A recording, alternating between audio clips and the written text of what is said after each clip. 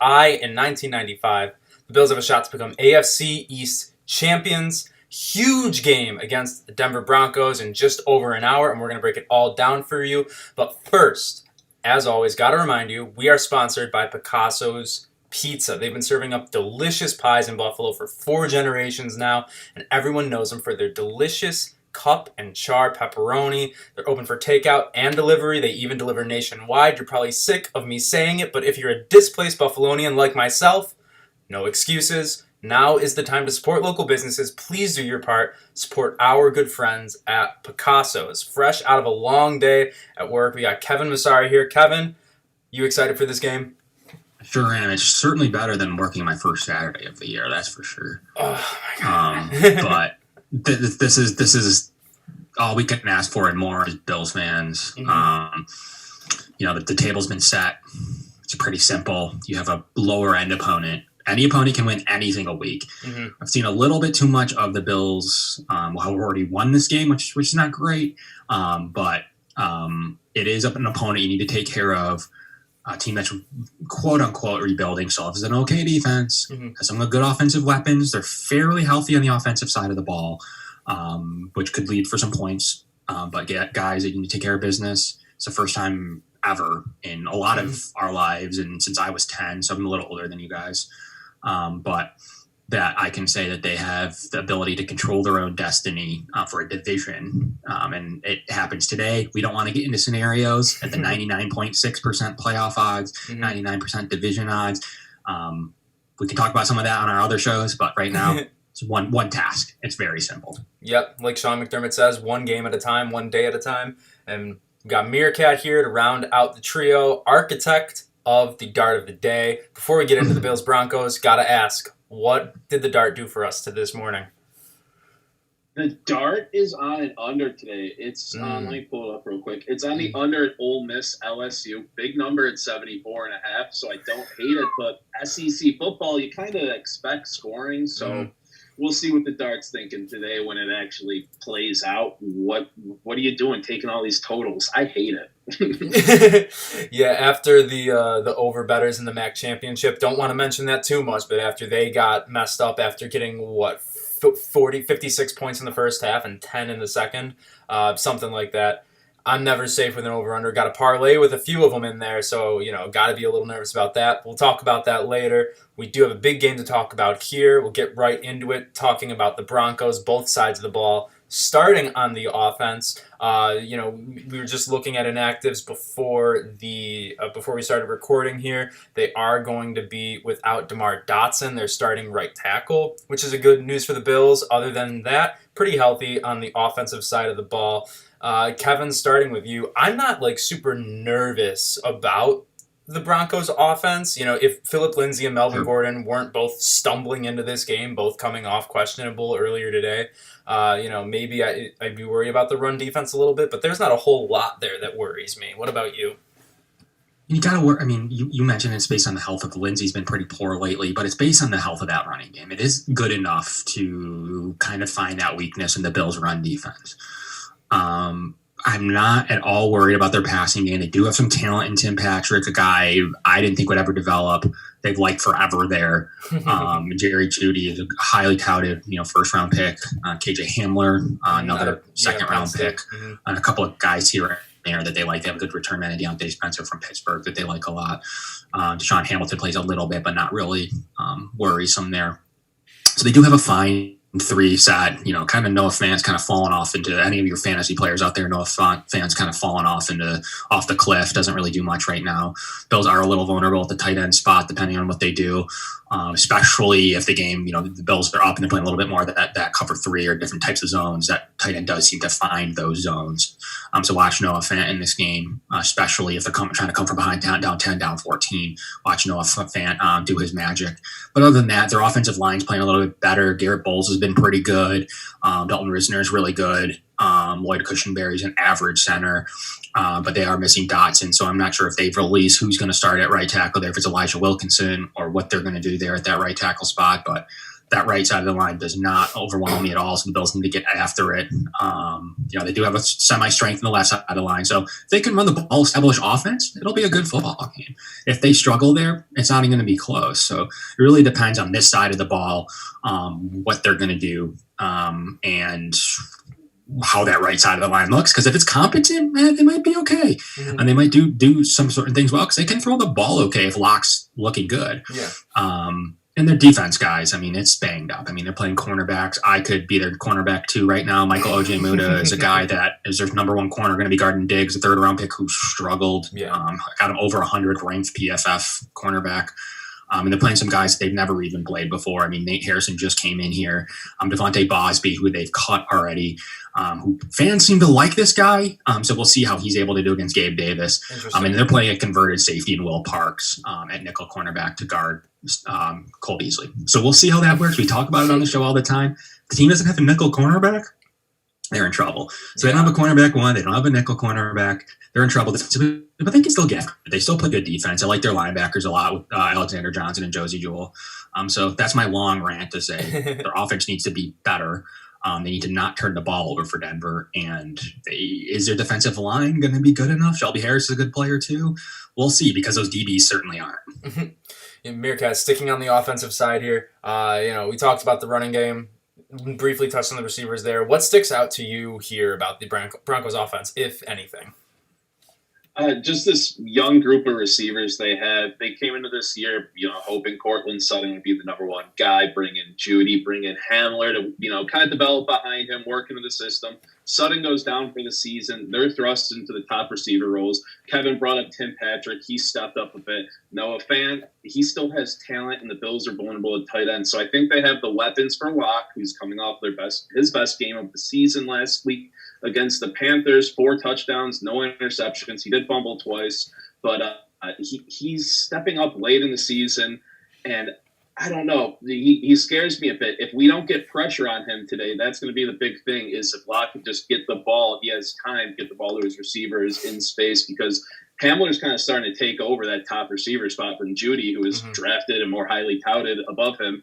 And you're seeing what he's doing last week: 2 catches, 86 yards, 2 touchdowns. One was a broken coverage, longer ball. But he's starting to get that snap count up. He's starting to show he could be a dangerous threat out there. And then the run game, too. I know it's been a little ineffective here and there this season, but the past 2 weeks, Melvin Gordon's got 199 rushing yards on 7 yards per carry. You got to watch out for that, and just got to shut down that run, because if the Bills' defense reverts back to, 4 or 5 weeks ago, that rush defense we saw, the defensive line without the gap integrity and such, Gordon could give us some problems today. I'm not too scared, as he was questionable heading into this game. He is active, so he might be a little banged up. I'm not that scared of Philip Lindsay at all, so that's going to be one thing I'm watching out for. Yeah, with the linebackers that we have, this is the first time all year that our whole linebacking core is completely healthy. We're going to have A.J. Klein, Matt Milano, Tremaine Edmonds, and Tyrell Dodson all active, I think, for the first time all year, which is just ridiculous. So, A.J. Klein's been physical. He's been actually good. Tyrell Dodson, hopefully he can step back in and, pick up where he left off. He wasn't, doing anything super flashy, but he was dependable, decent in the run game. And as far as Judy goes, getting Taron Johnson back to be in the slot to cover him, Judy runs a lot of his routes from the slot. And when we already have to worry about whoever between Tim Patrick and KJ Hamler is going to be by Levi Wallace, it's nice to know that we might be able to depend on Taron Johnson to come back and, lock up one of the best young receivers coming out of the draft from this past year. Going on to the defensive side of the ball, maybe talk about that a little more in depth for the Broncos. Obviously, like we said, no names at corner. Stephon Diggs needs 1 catch to have the most catches in a season by a Bills receiver all time. He needs just over 200 yards to have the highest yardage total all time. So, Kevin, I don't know how much we're going to see of Stephon Diggs in the last game of the season, depending on seeding and playoff implications and everything. Probably rest him a little bit. Do you think the Denver Broncos are in a position where next week Stephon Diggs could be going for the top receiving yardage mark in Bills history? He needs 202 yards for the rest of the season. Yeah, I think that It just depends on seeding, right? So Yeah. I don't know. We don't know how much they're going to care for the 2, 3, or 4. We just don't. Yeah. We have no idea if that's important, really important, medium important, or zero importance to them. Yeah. They might say that we clinch it this week, and based on the results, we're going to play New England normally. Or they might say, you know what, we're going to New England. Bill Belichick does this thing. We're going to start sitting half our play. We don't know what they're going to do as long. I mean, with things not quite, I wouldn't envision a week 16 do something weird like that. But if results go a certain way, I don't know. It's not totally out of the question. So I think that more importantly, week 17, I don't think you'll see anybody at all. They did it last year. Yeah. I don't think, unless there's the bye for some crazy scenario that's available, Casey loses somewhere. I don't know how much they're going to put a precedent on number 2 seed. If there's something really clear for them, maybe they do it. So to Diggs, I do think he's got a shot at it. Anyways, I do think he's got a shot at it. Next week's going to be hard against New England to get yardage against still a pretty decent defense. So I think he does it. But I don't feel great that he does. But I think if he does, it's going to be from 100 plus yards today, and then him piecing together the other 100 over 2 games. So I think that week 17 game would make that a lock. So it just depends on how they put a precedent on the 2nd or the 3rd seed. I think that they will play that game if all those seeds are up for grabs. But if it's like the 3rd or the 4th up, I just don't see them putting a precedent over resting and staying healthy and going into the playoffs the best that you can without any injuries. Yeah, no, that's kind of where I'm at too. And I phrased that question to ask about Stephon Diggs and the defense, and it was more about Stephon Diggs and playoff seeding. So we'll try to stay on the defense. It's tough because they go hand in hand, though. Yeah, exactly. If they play their team or not, then we can answer the statistical questions. Yeah. I just don't know that they care enough about 3 or 4. They might about 2, but I can't say that they care enough about 3 or 4 to play Diggs in week 17. Yeah, Meerkat, before we got on here, we were talking a little bit about Mark Barron, the inside linebacker, being out for them. On the defensive side of the ball, also missing Sylvester Williams and Anthony Chickolo, 2 guys I've never really heard of. Maybe we just don't talk about the Broncos enough over here in Buffalo. But what do those inactives mean? Do you think for the Bills trying to be as efficient on offense as possible, and me having Josh Allen going in the Guillotine League Finals this week?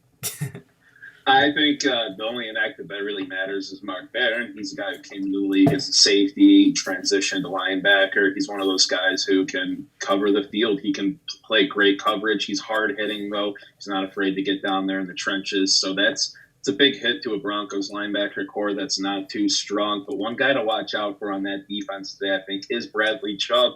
He's having a good year, 7.5 sacks, nothing crazy, but he's still in the upper echelon of pass rusher in the league right now, after missing pretty much all of last year in a 12-sack rookie year. But that rookie year, same draft as Josh Allen, the Broncos took Bradley Chubb, the 5th overall pick, 2 ahead of Allen, and you're seeing Denver media now bringing up, should the Broncos have drafted Josh Allen there, not Bradley Chubb? And so I think he's playing with a bit of a chip on his shoulder today. He's a guy to watch out for, ferocious pass rusher who's got a lot of power, can contribute against the run. But with Diggs, too, Kevin already brought it up. There's no one in the secondary who really scares me. Justin Simmons, their one safety, is the only playmaker out there since A.J. Bouye is now suspended thanks to PEDs for 6 games. He's done for the year. So Justin Simmons, he's got 4 picks this year, I think, a decent amount of tackles. He's a guy who can play in the box or be really deep up there. So versatile safety maybe to watch out for on those deep balls, or when Allen, is under pressure and he just kind of chucks it down towards, that intermediate range. That's when I get really scared against a safety with a nose for the ball, but nothing other than Chubb really scares me today. Especially after seeing how Darrell Williams played against TJ Watt. I'm not in the camp of sign Darrell Williams before you sign Matt Milano. I'll say that. But he did a really good job against one of the best rushers in the game. If he can replicate that against Bradley Chubb this week, then you might be able to start to convince me that he and Milano are closer in just value to this team than I ever thought I would ever be saying. Kevin, while we're still on the defense, anything you want to add here? Anything about the linebackers, or think we covered it all? Denver's or the Bills? Denver's. I I don't think they have, Sylvester Williams, a guy that's inactive today. He's a guy that got replaced. So he's not a big name. They like McTelvin, a game, third round pick. That's been playing pretty good. They like Draymond Jones. So Sylvester Williams isn't a loss really at all. He was an original starting nose tackle. He's kind of their worked version of Star Lotulelei. That's who he is, and it clogs up double gaps, kind of blocks that penetration. Mark Barron's out. You mentioned he hasn't actually played a snap this year, so he's pretty much always an inactive. So gotcha. I guess his career is kind of over, so they've kind of moved on from him. R.I.P. But you have to watch that safety combination. Kareem Jackson is a converted cornerback and a much better safety. So he's actually the 8th ranked safety in the league. Justin Simmons, a guy I play in an IDP league, fantasy-wise, he is my starting safety, and he's been great. He's number 3rd ranked in PFF. That's a good safety combination. It's a good unit. It's a unit probably on the par of Hyde and Poyer. It really is. It's pretty similar. So they do have strong safety play. So we'll see if we see some of that here today to alleviate some of these terrible cornerback issues that they have. They're going to need to, they're going to have to leave the running lanes open. They're going to have to take safeties out of the box, and they're going to have to stop the passing game they know Josh Allen's going to want. So will Brian Dable counter with the running game like we saw against LA and New England? We'll have to see. I think that's a natural counter, that there's not going to be safeties in the middle of the field. Like, you're going to be able to, as long as you make one guy miss, you're going to be running lanes because those box safeties aren't going to be there in Kareem Jackson or in Justin Simmons. So they're going to have to help the passing game. And if they don't, they're in trouble. So I think you'll see a lot of them sending the blitz a lot. Kareem Jackson played 231 snaps in the box. We'll see if he's going to be able to do that here today with their passing game woes, or if he's going to have to play a little bit more deep, cover 2 deep safeties. We'll have to see what happens there. And Justin Simmons played 114 snaps in the slot. So we'll see if he ends up tapping out and playing Cole Beasley, because at some point you got to put your best on their best and hope that you can stop Beasley. And at the sacrifice of the run game. So we'll see. That's the Bills' counter today. Do they run the ball against these weak cornerbacks? Makes no sense, but I think that their play is going to be bring the blitz, and I think their play is going to be use safety help over the receivers. Should be tons of running lane, screen opportunities, short passes, that quick screen that they like to run when teams are blitzing. Those are the things that you're going to see today. Or the Bills could just say, your corner suck, we're just going to come after you. But we'll see. Vic Fangio's been known to blitz, kind of like we saw last week. So Allen should be a little bit more prepared than the first half last week. Yeah, it's funny that you bring that up, because it could either be that heavy run game like we saw against the Chargers in New England, or just come out and pass because this offense probably can't keep up. Meerkat and I were having that same debate with each other before we started recording here. So it's funny. It'll be interesting to see how that plays out as the game goes on. We started talking about seeding a little bit, so I'd be remiss if we didn't start to look forward a little bit. Obviously, nothing's in hand. You can't count your chickens before they hatch, but it looks like the Bills are going to be division champions this year. It looks like they're going to be in the playoffs this year. There's a less than 1% chance that doesn't happen. So, when the Bills are in the playoffs in Wild Card Weekend, presumably they don't have the number 1 spot. Who is an opponent, Meerkat, since Kevin was just going, we'll go over to you. Who's an opponent that you want to see them face? Who's your ideal opponent? My ideal opponent would probably be the Colts. I think the Bills match up really well against them if the Colts, make it in, and which they should. I think Phillip Rivers is having a good year, but he's the type of quarterback we can really get after. No one of the receiver core really scares me. Jonathan Taylor's starting to get going. Naheem Hines is good, but I think that's just a backfield that doesn't really scare me as much as some. And I think it's a good matchup all around. Hate to see Frank Reich lose to the Bills. That would be awful. I wouldn't mind the Titans, too. I'm still on the train that Titans are frauds. And I would love another shot at them. I don't think they can ride Henry to a Super Bowl. I would love a shot at them again. Yeah, I'd really love another shot at the Titans. This is a very anti-Titans podcast, so I'm sure Kevin might have some words to say about that in a minute. Go ahead. Anti-Titans, anti-Cardinals on this podcast.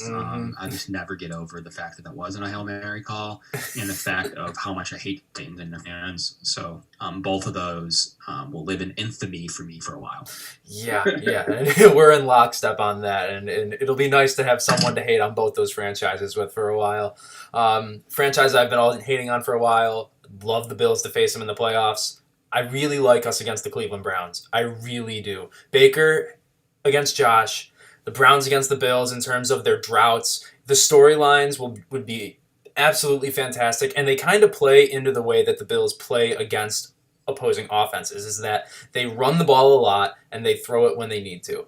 I don't know. Like, yes, the 1-2 punch of Chubb and Hunt does absolutely worry me. Chubb is one of the most talented running backs in the league. Kareem Hunt is easily the most talented number 2 running back in the league. But I think that if a fully healthy Bills defense is out there, and we might be able to get a glimpse of how we play against a team with 2 good running backs today, if considering how Lindsey and Gordon go. I like, one, how we match up against them without Wyatt Teller now since he's out for the year, and also that defense is extremely underwhelming. I think Josh could really pick them apart and set the tone for a good playoff run for the Bills. I have it written in my little prep notes here because I over-prepare. Anybody but the Browns. I'm sorry. I don't know why. The Browns scare me. That matchup scares me right there. I'm not sure why. Obviously, Chubb and Kareem Hunt are incredible. You brought up Wyatt Teller being out, though. We're going to see how they continue on leading into the playoffs. Hopefully they make it. Not hopefully. I actually don't care. But I don't know why I said that. But if they make it, we'll see how that's rolling. But it's just a matchup I don't like for the Bills. And there'd be so many storylines with Baker and everything. It would just be a circus. It's something I want to avoid just in general. Don't get me anyone but the Browns. Well, Kevin, you've heard our points here. What do you think of our choices? Would you do anything differently?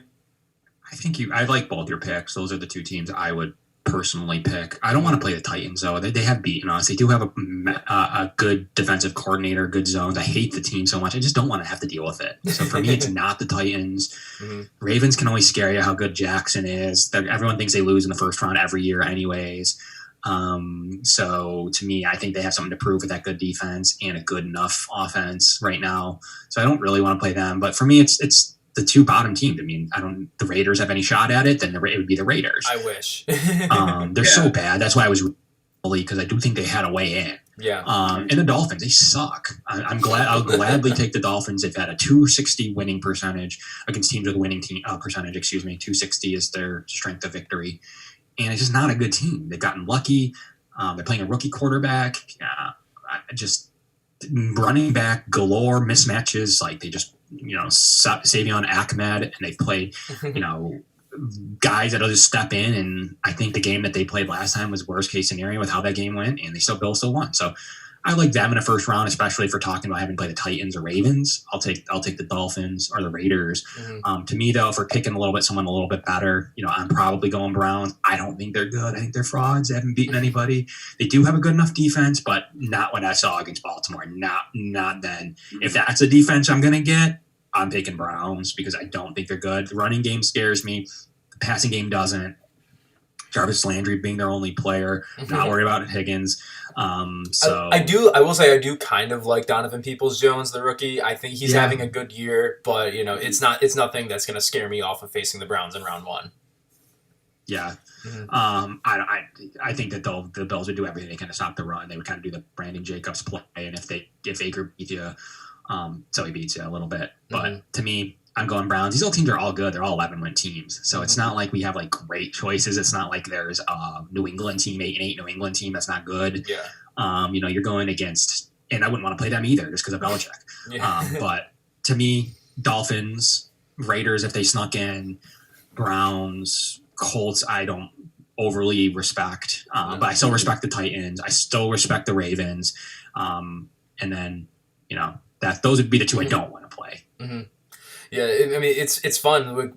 In the past couple of years, it's been seems like the NFC is the really heavy team in the playoffs, and it seems like the AFC maybe they're just a little bit deeper than the NFC this year with all the different teams. It seems like the playoff race for the AFC is going to be a lot more interesting to follow down the stretch, and we'll start to take a look at some of the games. There are some important games for AFC ties or for seeding this week. I'll go around the NFL, pick the games, then we'll get into keys to the game for Bills Broncos, and of course. Okay. Give our predictions. So we'll start out NFC tilt between the Buccaneers and the Falcons. Buccaneers have been laying some duds lately.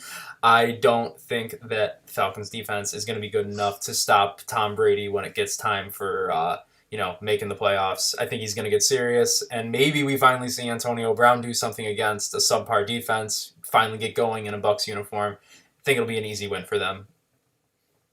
No debate. Yeah. Got nothing. Yeah, no debate here. Don't need to take up time. All right, Kevin, we'll start with you on this one. 49ers, Cowboys. 49ers are 3-point favorites against Dallas this week. One. Yeah. That's a tough game. There's not enough there for me. I think the Cowboys get it done, though. I don't think San Francisco's playing particularly good. I don't like Nick Mullins. All that talk before the Bills game of them being able to play good enough, I just didn't see it. I like the Cowboys. I think they're playing for something. I still think they have weapons. At any time they can show up if Dalton's competent. I'll like them by a little bit, and I'll take the points. Your cat? Yeah, I'm on the same train. I like the Cowboys there as long as the defense can, they've been showing a somewhat upward trend recently. Keep that going. Dalton's got enough weapons to be competent. Yeah, I'm actually going to go 49ers here just because Mostert's coming back. Him and Jeffrey Wilson are going to be, good enough maybe in the run game. They feed their running backs like no tomorrow. So just another healthy body there, and the Cowboys aren't playing super well. Their defense has looked bad. And Leighton Vander Esch, I don't know what's happened, but every time I see a Cowboys game going on, it seems like he's horrifically out of position. So, maybe this is a get-right game for him and the defense, but I think I like the Niners this week. Titans, Lions, no Matt Stafford for the Lions. Wish the Titans were getting a bigger test here in Week 15. Meerkat, what are you thinking here? Nothing really to talk about? Love Matt Stafford. Don't love the Lions without him. They're dead. Yeah. Yeah. Titans. Kevin? He did say he was play.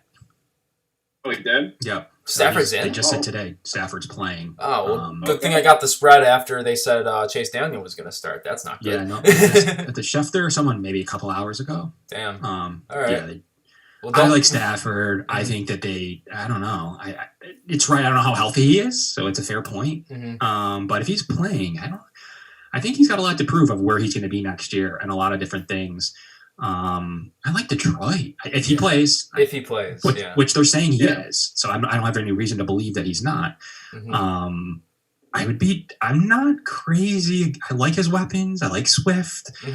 Like Big Marvin Jones fan. Yeah, he's reliable. If Galladay's healthy, he's great. Yeah. Big if. I mean, it is the Titans, who I just gave respect to. So Stafford makes it interesting. What's the spread right now today? Spread is -11 right now. I like him. Oh God. Yeah, I'll take the 11 with Stafford. With Stafford. When they announced Stafford coming, it was 6.5, and then when they said Chase Daniel was going to start 3 or 4, I'm going Titans. But if you're talking dub digits, I mean, for me it's Lions. I almost like them straight up, but not quite. But plus 11 all day. Well, hopefully my parlay doesn't die because I got that at the wrong time. We got Texans Colts up next here. I think that it's going to be an easy win for the Colts. Texans are a very bad football team. Deshaun Watson is missing all of his weapons. Brandon Cooks might be out. It might be Chad Hansen. Is that the guy's name who might be his number one receiver? I think it'll be an easy dub for the Colts there. Kevin? Yeah. I don't see much to talk about there. No. Ugliest game of the week, Patriots-Dolphins. Over-under was 42. I don't even know if I think it's going to get that high. I'm going to guess the Patriots probably win because Belichick frustrates young quarterbacks. That's all I got. That's maybe. D doesn't lose against. It just literally doesn't happen. So you can't pick. You can't pick Miami with Tua. It just does. It's never happened. Yeah. So you're just guessing, and I do think that their offense is still okay enough to put up enough points, and their defense against Tua is going to dominate like they did against a better quarterback in Justin Herbert. I've got New England. Sorry, guys. I'm actually on Miami tomorrow. I like Tua. I know he's nothing break crazy, the curse, explosive. I think he might break the curse. This kid's got some moxie with him. I know it's got to happen at some point. There's no way he goes his career in New England like that. I just like the Dolphins. I know they are very lucky on defense, and their biggest problem is they're very susceptible to big plays. True. I don't see New England as being a big play threat kind of team right now at all. And Cam Newton. You saw him. I know they were getting killed, and it was late in the fourth quarter, but they still pulled him to see what Stidham can do at the end of last week. They said he's starter. No issues there, but I don't know. Something's a brewing. I don't like Newton. I think that Miami defense can handle Cam Newton with how he's shown this year. And I'm a Newton guy. This year he's been a shell of himself. It might be, honestly, first to 14 points in that game. Honestly, that could be it. So if you see someone get up there, that could be all she wrote. Back over to the NFC, staying in the NFC North, Bears, Vikings. Vikings are 3-point favorites. I think I like the Bears to win outright. Mitch looks okay. Allen Robinson is a very good wide receiver, and David Montgomery is actually getting it going. He has like 400 yards over the last 3 games. I think I like the Bears to ruin their draft pick a little bit more. I'm just rooting for the Vikings to lose. All right. There we go. I think Minnesota's going to win. Yeah. I think their offense is still really good. Yeah. I mean, the Bears suck. I mean, I'm going Minnesota. I think they're going to stick around for another week. There you go. Very good. I mean, I got Dalvin Cook in the Guillotine League as well. I keep talking about that, so I would use that. I would need that a lot. Seahawks football team. I think Dwayne Haskins is starting. I don't know how that really makes a difference in the game because Alex Smith was a good story, but not as good of a quarterback as it was a story, I think. I think the Seahawks handle business against them. Agreed. Yeah. Easy. I think Washington football team's frisky and they make it a game. I think they might cover, but I like Seattle to win. There we go. Yep. Ravens, Jaguars. I'm just going to keep going.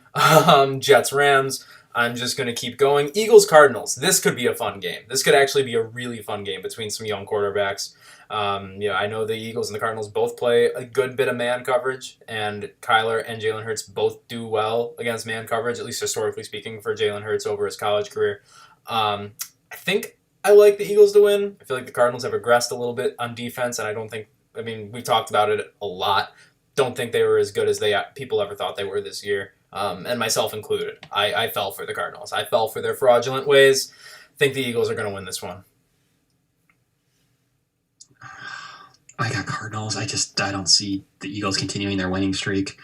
I just thought they kind of caught that fire going and just ran with it. But no, I got Arizona sticking around for the playoffs. Interesting. Meerkat, break the tie here.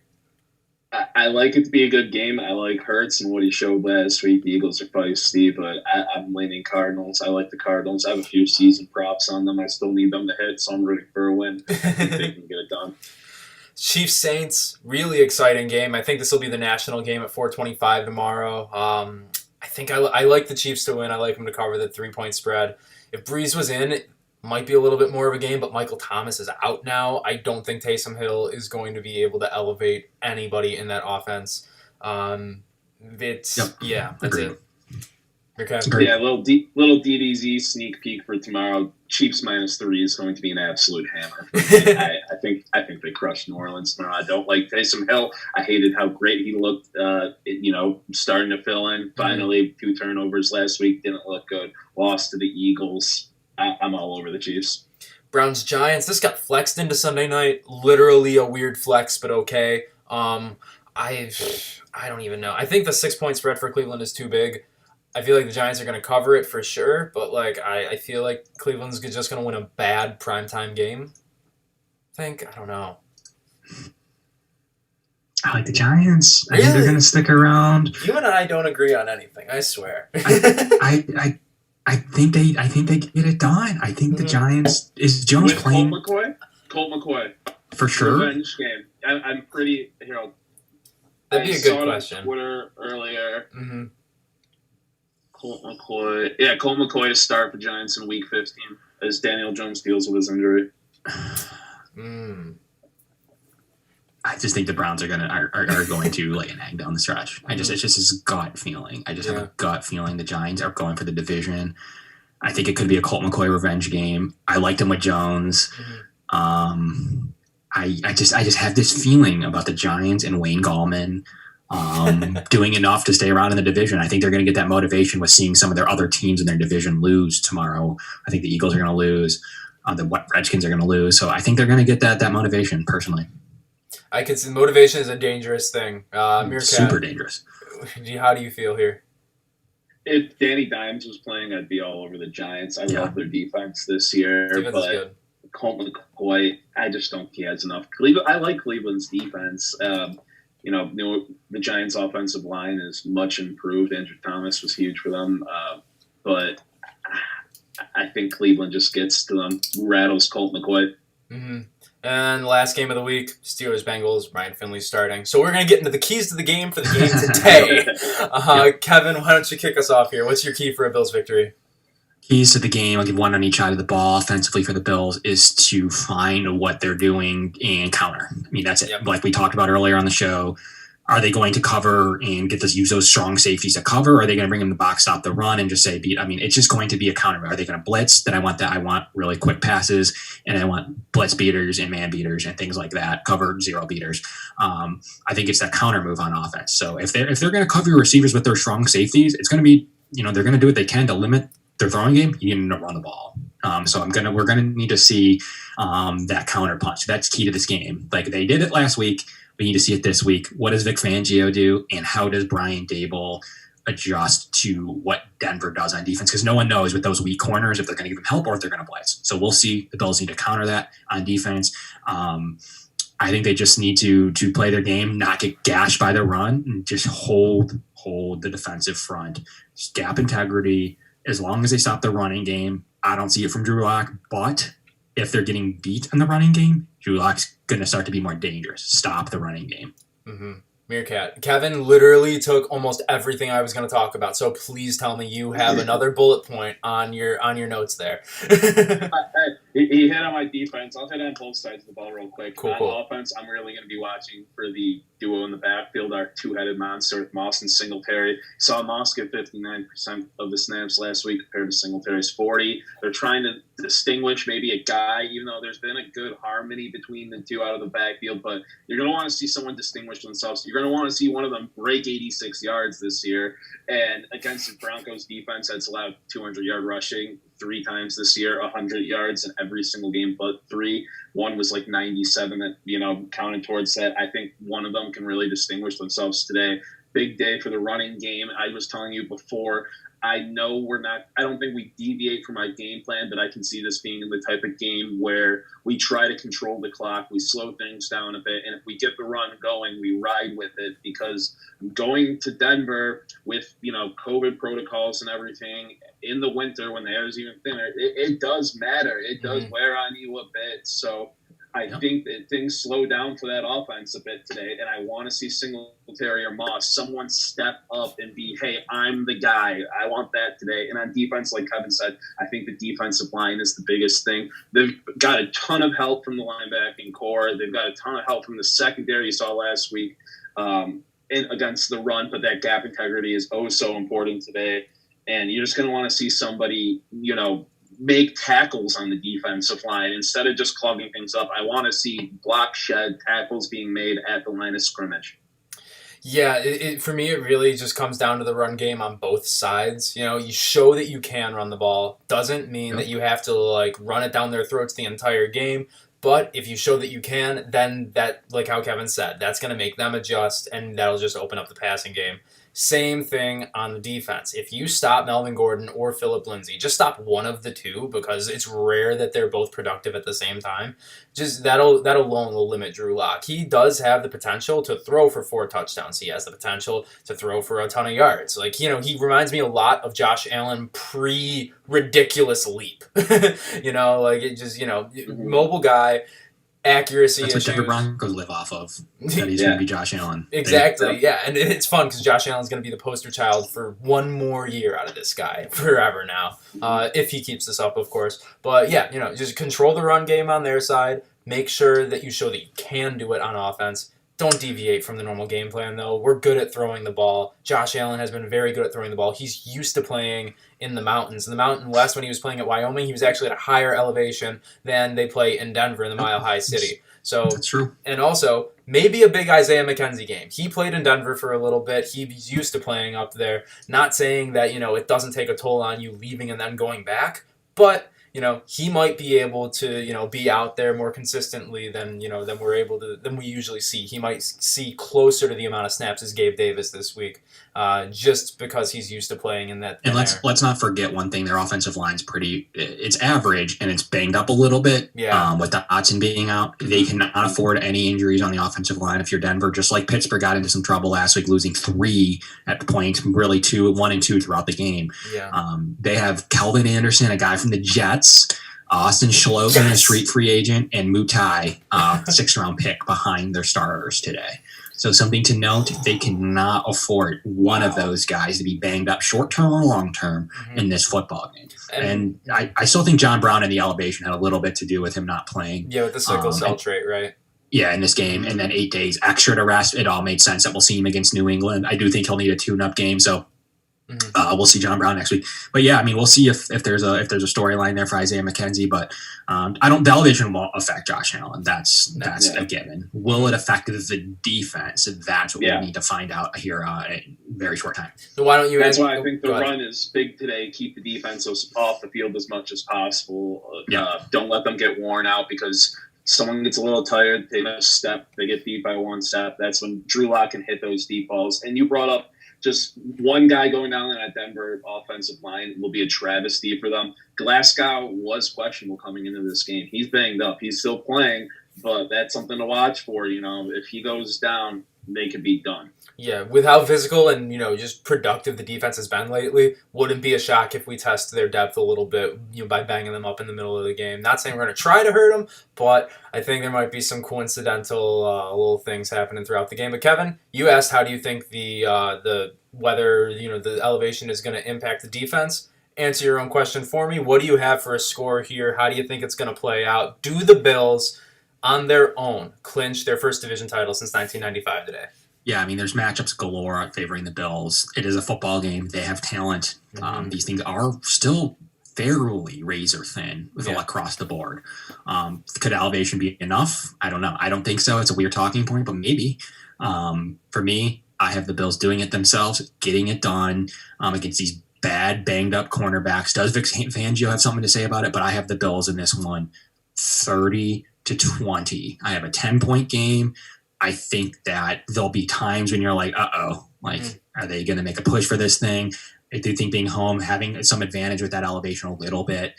They are, something we didn't talk about with special teams on this show. They are playing a guy from the CFL, XFL, anything FL kicker because their kicker A was really good and then struggled in Brandon McManus. Yeah. And then they are playing Taylor Rosolino, a guy from the 30-year-old from the XFL. Can he kick through this environment? It's easy environment to kick in, but will he have the nerves? We'll find out. Can he kick in this environment, and is he a real person? I'm still not convinced. I've never heard of him in my life. Meerkat, what do you got today? Do you think special teams is going to make any impact, like Kevin said? I thought last week was going to be the week we saw Ajay Roberts bring one back. I'd love to see him do it this week. He's been on the verge a few times. He's been having great returns, great distance consistently, even though I started out the year being like, why is this guy taking up a roster spot? He's proved me wrong, and I'm glad maybe he takes one back today. But I like the under. I like the Broncos to cover, but the Bills to win 23-18. Don't ask me how I got that score. I think the Bills squeak one out. I think the Broncos maybe make it feisty towards the end with a late score, but nothing really meaningful. And I just like the Bills to get that AFC East for the first time since I was 4 months old. They have 10, and they go for 2 on their last-minute touchdown to get to 18. There you go. Yeah, there we go. They need it. Clearly, they need it. It's math. It's science. Watch it happen, exactly. Hey, if you're right, I will send you some Picasso's pizza. I will order it for you. 18, yeah. For myself, I think it'll be a big Tyler Bass game in the elevation up there. I think he's going to make some really long kicks. We're going to have confidence in him to make those kicks.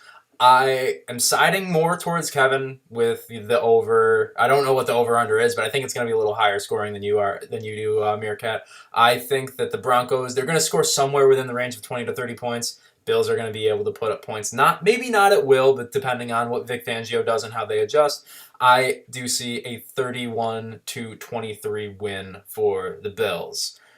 So we'll see if that holds up. See if Meerkat's 23-18. If someone has a box with that, they would be really happy, really surprised. One box that you all need in your life, though, is a box of Picasso's pizza. Great segue. Just made it up now. That was so good. Good job, Jake. Delicious cup and char pizza. They've been serving up amazing food in Buffalo for 4 generations. Please support our good friends at Picasso's and all local businesses, for that matter, in the Buffalo area. Go Bills, go Bills, go Bills, go Bills, go Bills. Stephon Diggs is going to become our best receiver ever after one more catch today. It's going to be a good game. Let's get that AFC East title. Good day.